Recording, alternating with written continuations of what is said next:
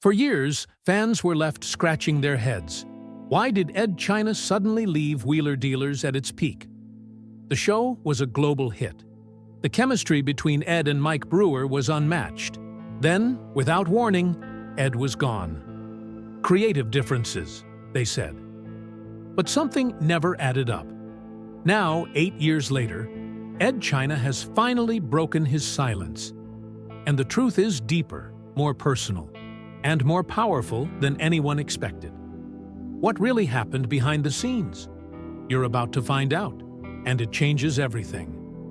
Back in 2003, when Wheeler Dealers first aired on British television, it was a humble little car show. No drone shots, no screaming soundtracks. Just two guys, one buying worn-out cars and the other bringing them back to life in a small, cluttered workshop with squeaky floor tiles and second-hand tools. Mike Brewer was the energetic wheeler and dealer, always ready to negotiate. Edd China, tall, soft-spoken, and brilliant, worked quietly in the background, performing mechanical miracles. What made it work was the simplicity. It wasn't about flash, it was about function. And that authenticity pulled people in.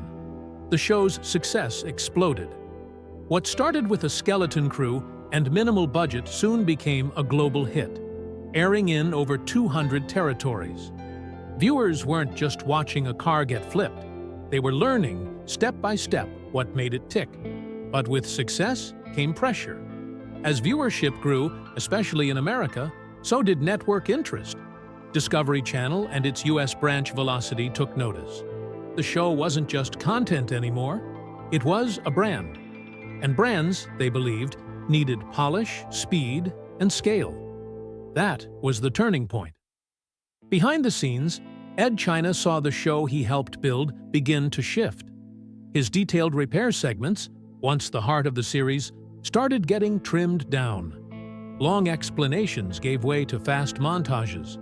Repairs that once took 10 minutes of screen time were now brushed over in 30 seconds. At first, fans thought it was just editing. Maybe time constraints, maybe changes in format. But Edd was quietly fighting a losing battle. He wanted to preserve what made the show special, its educational core, its honesty. But the network had other plans. Then came the bombshell. On March 21, 2017, without fanfare, Edd China uploaded a short YouTube video from his garage. Calmly, without drama, he announced he was leaving Wheeler Dealers. But it wasn't a simple exit. It was a stand. He explained that the new producers at Velocity found his workshop segments too difficult and time-consuming to produce. They wanted quicker episodes, more entertainment, less education. He was asked to simplify, cut corners, and reduce the very thing he believed in, mechanical transparency.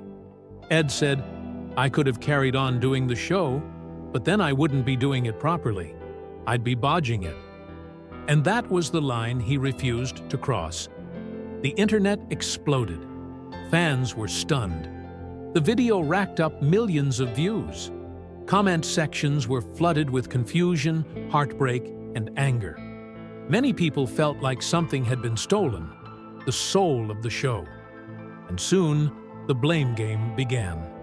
Much of that blame landed on Mike Brewer. Social media turned vicious.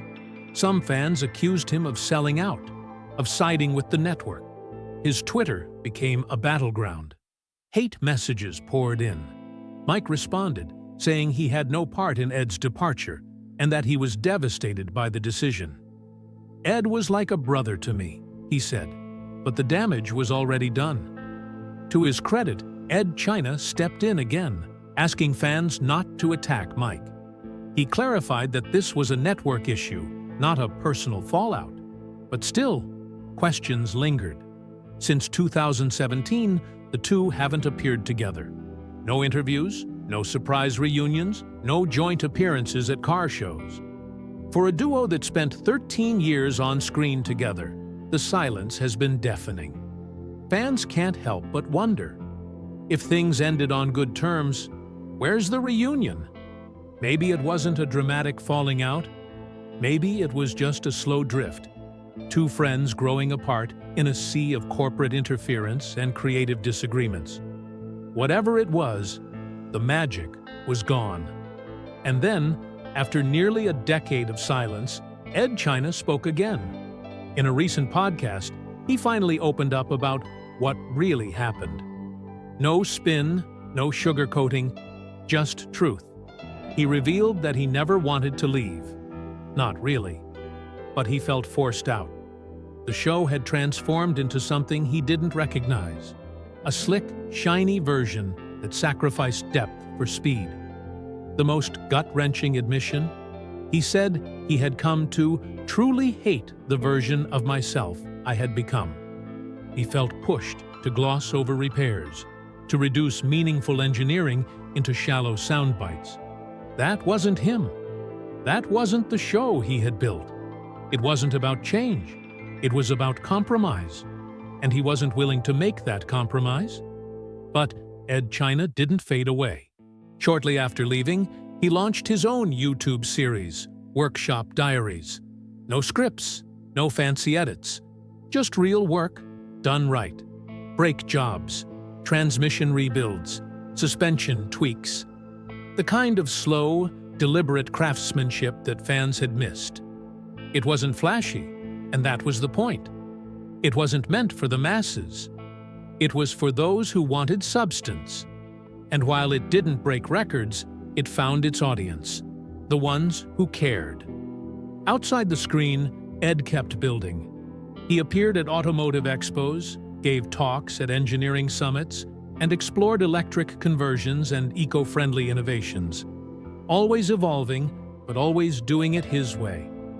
Meanwhile, Wheeler Dealers rolled on. Ant Anstead took over as co-host. Later, Mark Elvis Priestley stepped in. The show adopted tighter edits, sharper visuals, and faster pacing.